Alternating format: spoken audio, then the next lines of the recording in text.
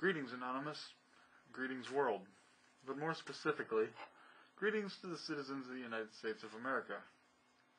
Today, the day this video is to be released to YouTube and to my website, is the 5th of November, 2013. But the story of this video began 10 months ago. In January, I had a crazy idea. At first, I tried to dismiss this idea as just another one of my many what-if scenarios. But even sometimes when I try to dismiss ideas, I still often find myself thinking, how could I have made that work? And the more I thought about it, the more I realized that I had to try. And that it may also be the only way to save our country without bloodshed, if it works. What I'm about to outline is intended for use in the United States. But if you live anywhere else that this plan could be put to use, please feel free to copy it in any way possible in your own nation, so long as you stand for personal liberty, truth, fairness, and you oppose tyranny, corruption, and evil. Now, it can be argued that the United States is, or at least was, the greatest nation on earth. It is true that our reputation has gone downhill in the last several decades. But why is that? It's not that our land was bigger. It was not that our people were more moral.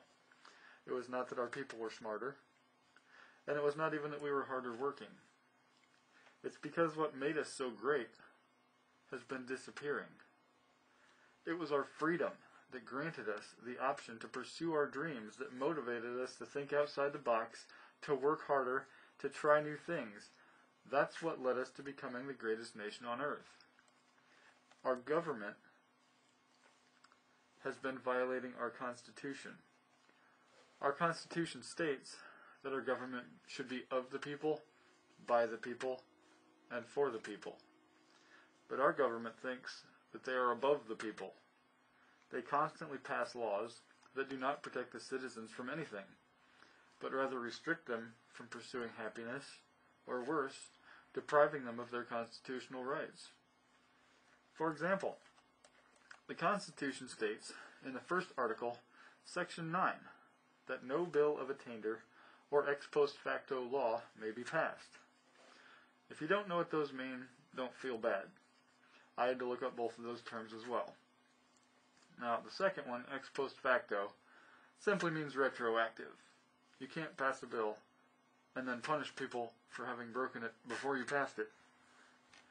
As far as I know, they haven't violated that part. But the other part, a bill of attainder, is essentially a death warrant. It's a decree that someone be killed, and this is made without a court's decision. Now, nowhere in the Constitution does it specify that this is only for U.S. citizens. But that's at least debatable. But even if it were only protecting U.S. citizens, drone strikes have been used against U.S. citizens.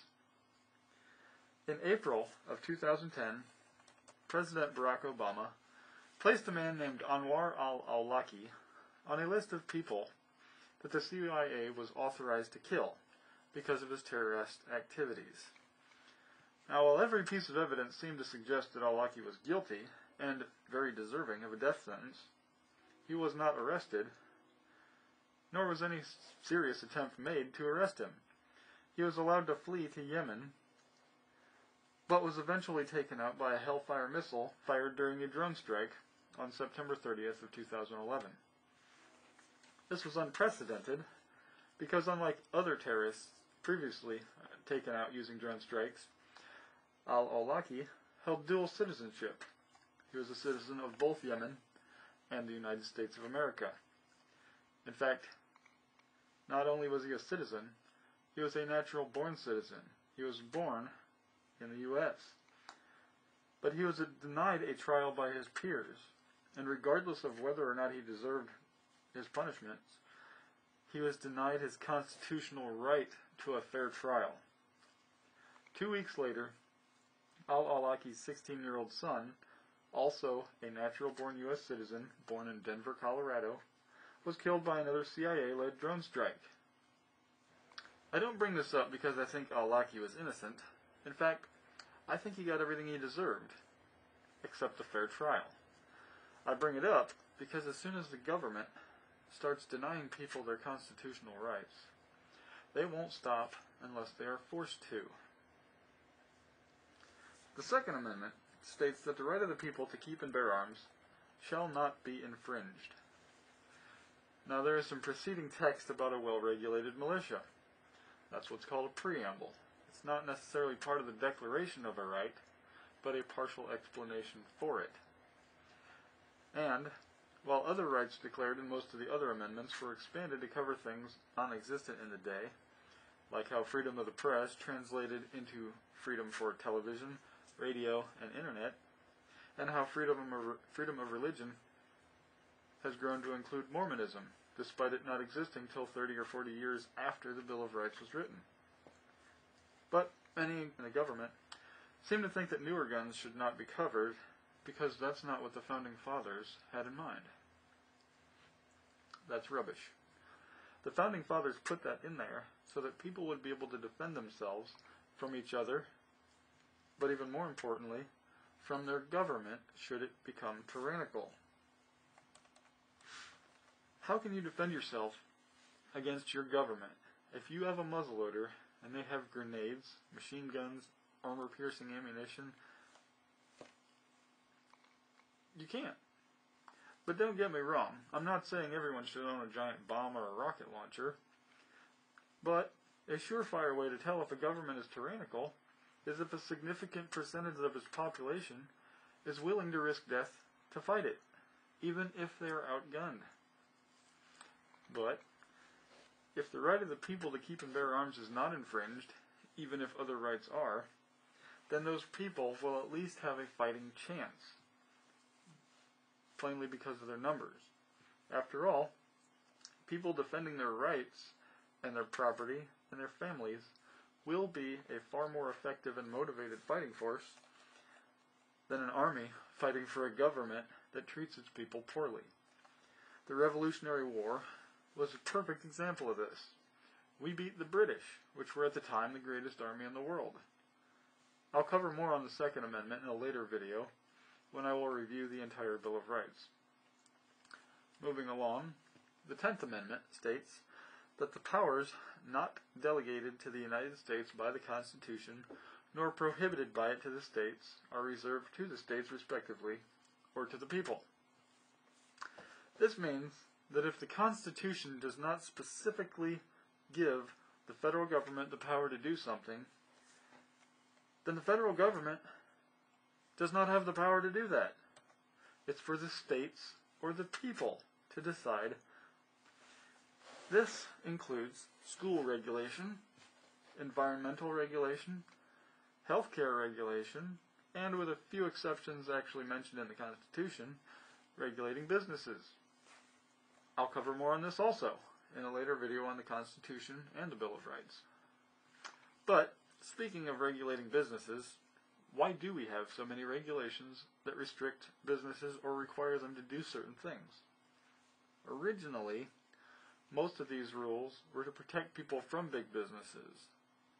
Those regulations are at least occasionally helpful, but most of them, especially the ones over the last 100 years or so, are only presented as protections for the people, but they rarely protect them. The truth is, big businesses often publicly complain about these regulations, but secretly they love them. Why? The answer to this is exactly what the Occupy movement, or the Occupy Wall Street movement was protesting: corporate greed. Now, how is big business to blame? Corporate greed is bad, but it's not really something that you can protest against. It's not even really bad enough to actually attempt to get the government to ban it, especially since the government's half the problem. The problem isn't really corporate greed in and of itself, but rather the sick romance between big business and the government. When a business becomes big enough, they want to protect their position in the market. This isn't a bad thing. What they do to get this protection is sometimes a bad thing. There are several ways this can be done.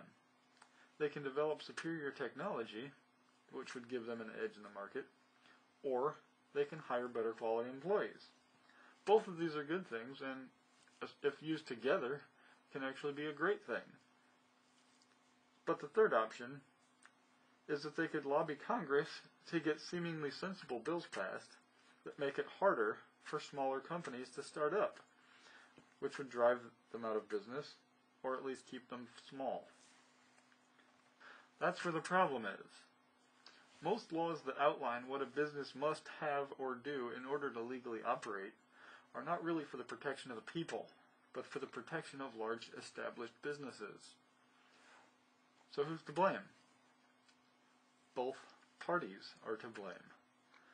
Both political parties accept campaign contributions from corporations, unions, special interest organizations, and a number of other different types of groups in order to fund their election campaigns. These contributions often elicit regulations of the industries that donated to them, or sometimes simply just a bailout.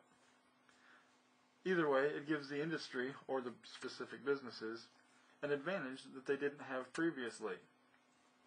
This is nothing more than a masked system of bribery, and both parties are guilty of it.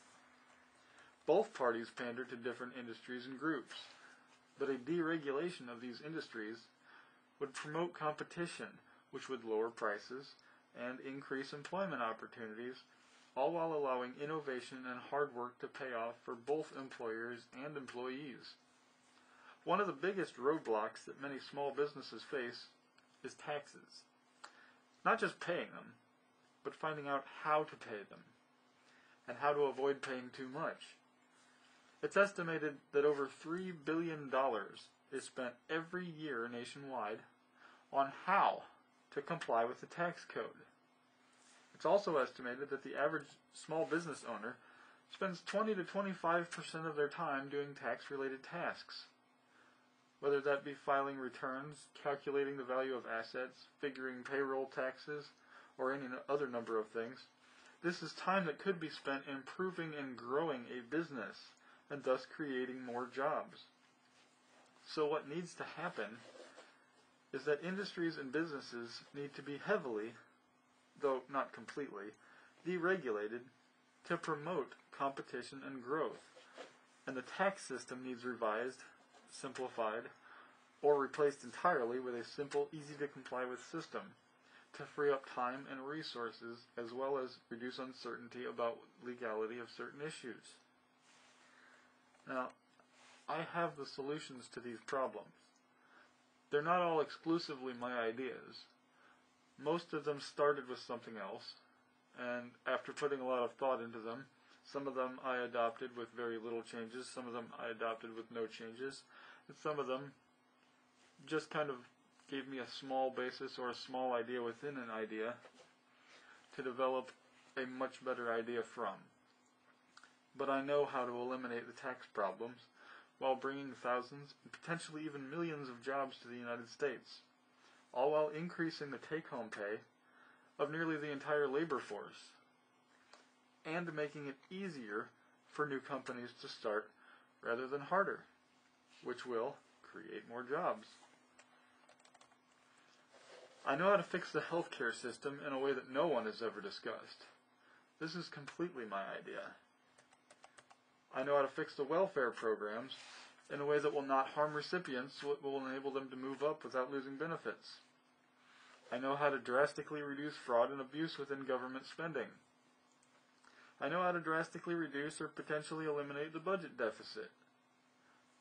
I know how to fix illegal immigration without upsetting anyone except potentially some racists and anyone who complains or panics about every tiny little change. And while I can't fix racism, I do have a lot of ideas on how to ease racial tensions, at least between African Americans and Caucasians, in a very creative way. This issue is a little on the complex side and has little to nothing to do with government or politics, so I'll be discussing that one in an ebook, which will hopefully be available in about a year or so. I know how to restore our freedoms to what our founding fathers had actually intended. I know how to drastically reduce corruption in the government. I have a foreign policy plan that is firm, fair, and remarkably simple, yet will not bankrupt our nation and does not perpetuate the impression that we are forcing our views and democracy on the rest of the world. I know how to fix the education system without violating the Constitution, and I can do it in a way that enables more control for parents over what their children will be learning. But the current government would never pass any of my solutions, because they would be harmful for their careers. Not because we wouldn't vote for them, but because their wealthy donors would cease to donate, and because the media would cease to promote them as candidates. Additionally, the two major parties would never allow someone with these ideas to ascend of any position of significance. In addition, the media is extremely biased to support their candidates and parties of choice as much as possible. CNN and MSNBC, obviously for the Democrats, and Fox News, obviously for the Republicans. There is some debate about how fair or balanced these networks are, and it even appears to me, at least, that Fox is a little more balanced, in that they will at least air stories that harm their candidates of choice, but obviously not so much that they don't have an obvious party of choice. So, how do you get politicians into offices of power that would implement these ideas? The only answer is that we need a new political party. One that gains momentum so fast that they don't see what's coming. At least not more than a year or two ahead of time. Not till it's too late. But the only way it can work is that it has to be a drastically different type of party. All of the other parties have been started by the same types of people. Politicians. The same people who have helped us get into the mess we are in now. But they couldn't rise to power in the existing parties because their goals didn't align with the major parties' goals. They failed with their new parties because they were still exactly the same thing. Politicians craving power. And so this new party must be started by someone other than the wealthy and the politicians. It must be started by anonymous citizens who care about their country. It must be a party that is made up of the people and not just from the people, but of citizens who will return to the people after serving in their elected office. These should be seemingly anonymous citizens of good character and principle that want to restore and protect their freedoms and not insulate themselves from the laws and regulations that they impose on their country. And so, I am announcing the creation of a new party, the Anonymous Party. The party goals and principles are simple. 1. To restore the freedoms of the people of the United States and to do whatever possible to protect those freedoms. 2. To undo all the damage that the two major parties have done to our rights and to the economy. 3. To implement a fair and simple tax code that promotes hard work and enables businesses to start and operate easily without unnecessary restrictions and regulations. 4. To define legally, by law or constitutional amendment, what is allowed and what is prohibited in regards to protest, and especially online protest. 5. To never allow any type of advertising on the party's websites or on any campaign websites. No revenue shall be generated through advertising on these sites. Links to sites and other details of party candidates is encouraged, but nothing else. 6. To reduce or eliminate wasteful government spending by implementing a law or constitutional amendment requiring every expense, grant, or departmental budget to be voted on independently of its own merits. In political terms, to eliminate pork barrel spending. No items may be tacked on to another bill in order to get it passed. If it's good for the American people, then senators and representatives will vote for it based on its own merits, and not because it's attached to an otherwise good bill. 7. To remove all benefits from elected government officials that extend more than 2 years beyond the elected office. This means no pensions, no lifetime health care benefits, and no other means of compensation, benefit, or exemption that elevates officials who are no longer serving. The only exceptions to this are titles, and if absolutely necessary, Secret Service protection. Number 8, to eradicate corruption from the federal government and state governments by implementing term limits on all federal offices and by eliminating, or at least greatly restricting, the common practice of harvesting donations for campaigns to run for office. And to prove that it is possible to campaign for an office on an extremely low budget, I am hereby announcing the commencement of my campaign for the office of President of the United States. But how does one campaign for the office of President as an anonymous citizen? Well, there are a few things in life that cannot be accomplished while maintaining anonymity, and so I must for a time unmask myself and run not as an anonymous citizen, but as myself.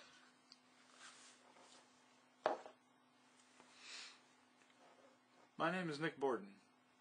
I'm a citizen of the state of Indiana. I'm a natural-born citizen of the United States.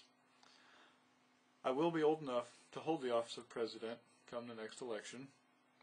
I'm a veteran of the United States Army Reserves, having served on 2 deployments, one to Afghanistan and one to Kuwait.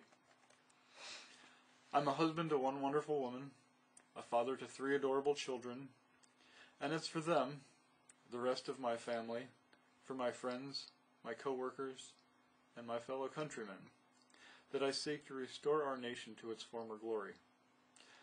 I believe that it is every citizen's right and duty to vote, but not just to vote, but to educate themselves on the candidates they are voting for.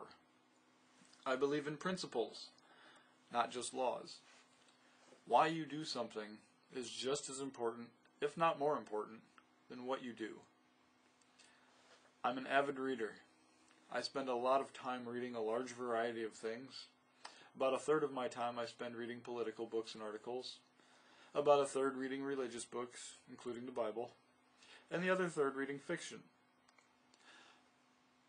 I believe a healthy dose of all 3 is important because it maintains your morals and principles, gives you a healthy dose of reality, keeping you informed of what your government is doing, or at least what it has done. And in the case of fiction, it often teaches you a lot of facts you wouldn't have thought to study, and it opens your interest to other topics you haven't read about yet, all while increasing your creativity, which is important if you want to be able to solve all those problems you've been reading about in the political books and articles. Oftentimes the political writers, like the Glenn Becks, Rush Limbaughs, Bill O'Reillys, and Bill Maher's, they all have plenty of complaints, but often they have a lot of the same old solutions that the political parties and candidates themselves are throwing around. And a lot of those just plain don't work. Some of them do, but a lot of them don't. I am, for the most part, an average American. I make less than $50,000 a year. I have 4 jobs. I'm a do-it-myself kind of guy. One of my jobs is that I'm a landlord. I know that may sound glamorous and wealthy, but it isn't in everyone's case. Certainly not in mine. I have only 1 rental property. It isn't much, and it really doesn't even make me any real profit because of repairs and taxes and other expenses.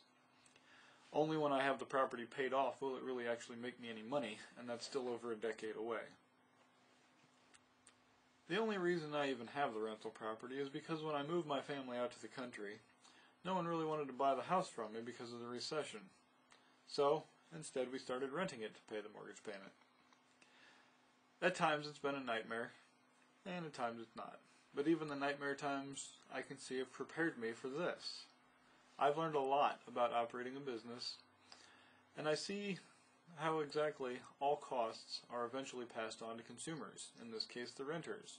Regardless of how government tries to tax companies and the wealthy, it always gets passed on to consumers and spread out in proportion to how much money they spend.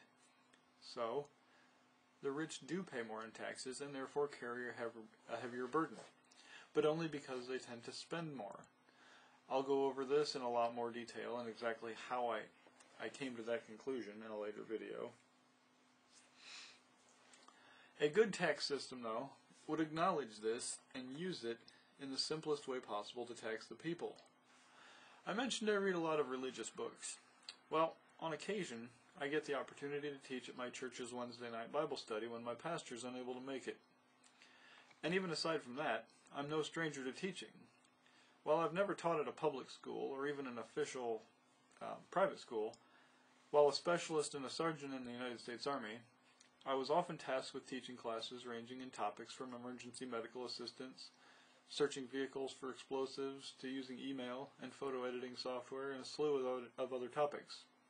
In addition, my wife and I are homeschooling our children.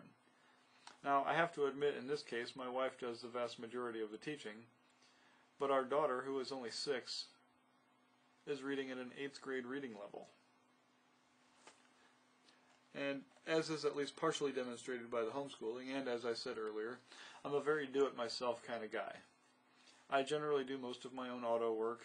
I do my own home repairs. I raise my own chickens and turkeys. I heat my home with wood, which I cut, split, and stack myself. I made this video 100% on my own.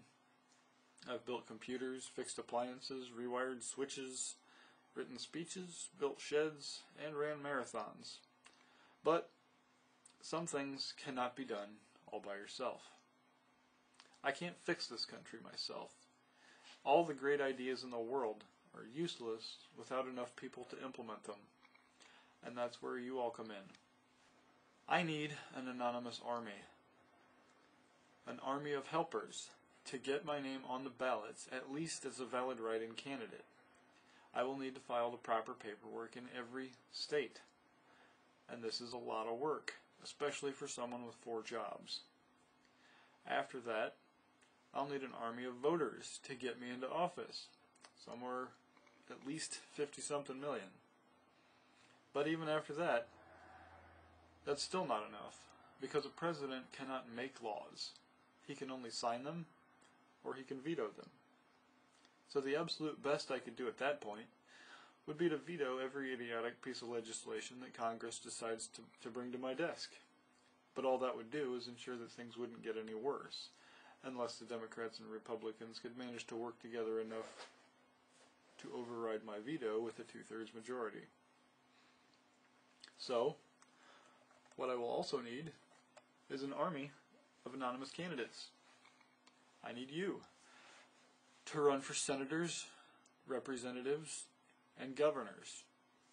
These are the 3 most important positions early on.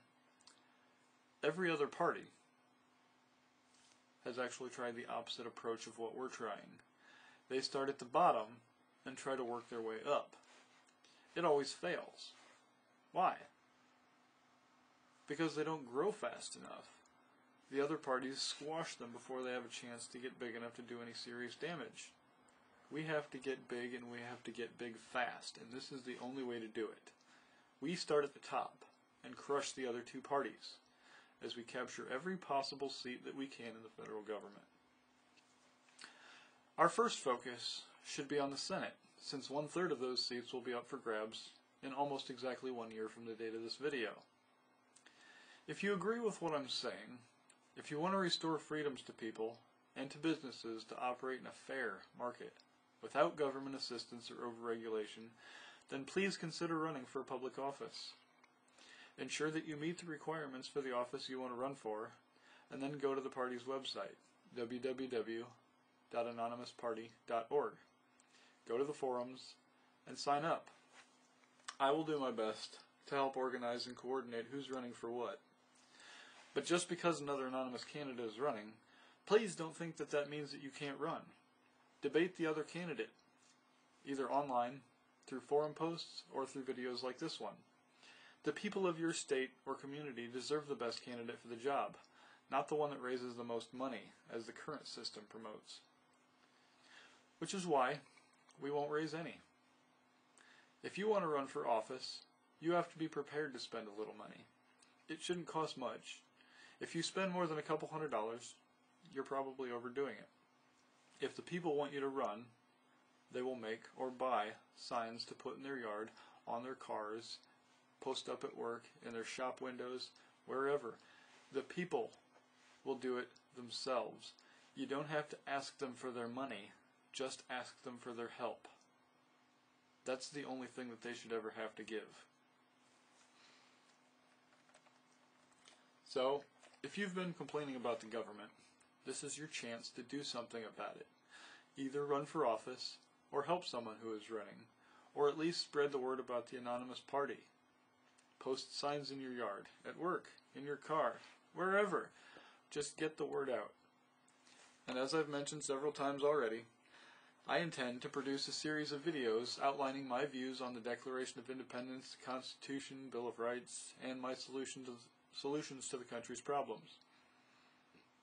Video topics will include the Bill of Rights, the Declaration of Independence, the Constitution and Amendments 11 through 26, how to fix the healthcare system, how my religious views affect my politics, which is probably far different from what many of you may expect.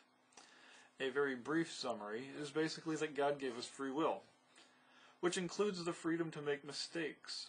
So certain biblical laws regarding basic human rights are okay to be societal laws, because everyone pretty much agrees on them anyways, except for a few extremely messed up people.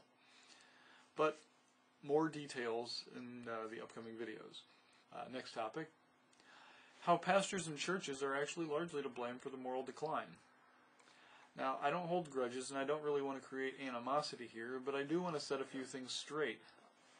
Education and enlightenment are the best tools to getting people to fix the problems that they have caused. And I don't believe that this was caused intentionally. But when you actually sit down and think about it, that is actually where the blame belongs.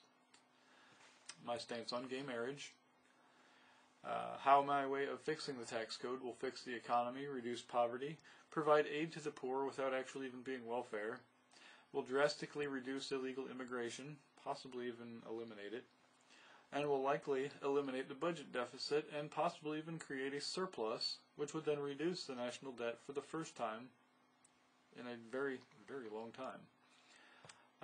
How to fix the education system, a fair and sustainable immigration system, how to reduce the size of government without destroying the lives of those who don't absolutely deserve it, how to reform welfare in a way that doesn't decrease current benefits but will allow people to move up without putting themselves at a disadvantage, how to reduce fraud in all government programs, how to nearly eliminate corruption in government, my stance on gun control, probably already figured that one, but I'll go into a lot more detail, my stance on drugs, both legal and illegal, the EPA, FDA, and USDA, and any other of the alphabet soup agencies, and how useful they actually are, my foreign policy, and how it will reduce the world's impression that we are forcing our views on other nations without compromising our safety.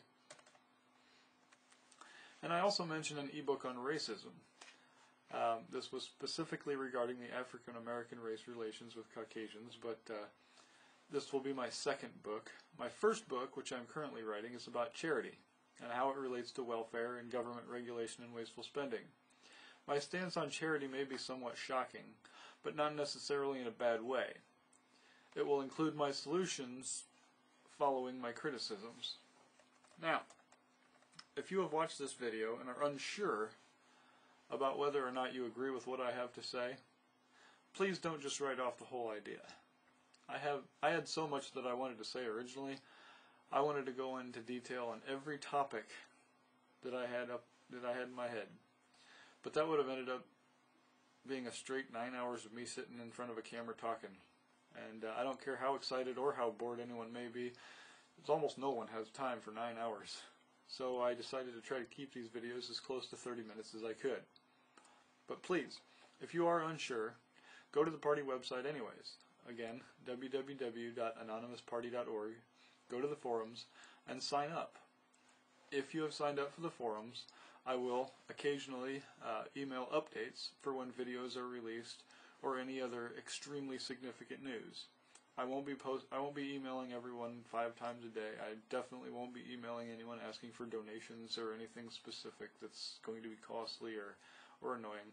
You'll likely only get at most 2 or 3 emails a week. When I send the email notices for when I do release these videos will clarify with great detail my plans or ideas for each topic. The next video I intend to release on December 1st will be on 2 topics. The first of those is just more about me, who I am and what made me the person I've become, along with some insights and possibly some advice. The second topic will be more on the specific details of what the party will be all about. What the party should allow, what the party should disallow, what its primary and secondary goals should be, who should be allowed to be an actual politician or acting politician within the anonymous party. I have a lot of topics. I'll try to get a thread on there before the release of this video, but I'll try and get some polls going on which topics you would like me to begin working on after the first couple. My next one after that one I plan on releasing on December the 19th will be on the Bill of Rights.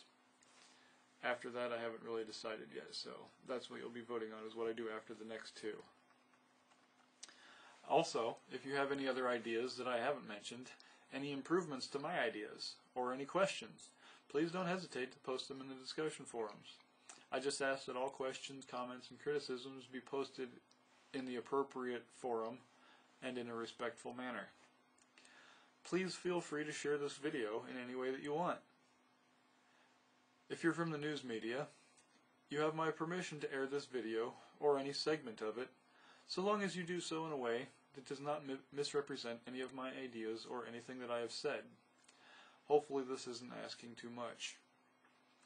Now, one last request, one that I'm hopefully making out of paranoia, is that if I should die during this campaign, that my death be investigated and scrutinized with the utmost suspicion on the part of the existing government, big business, or any other group that may have interest or think they may have interest in silencing this movement.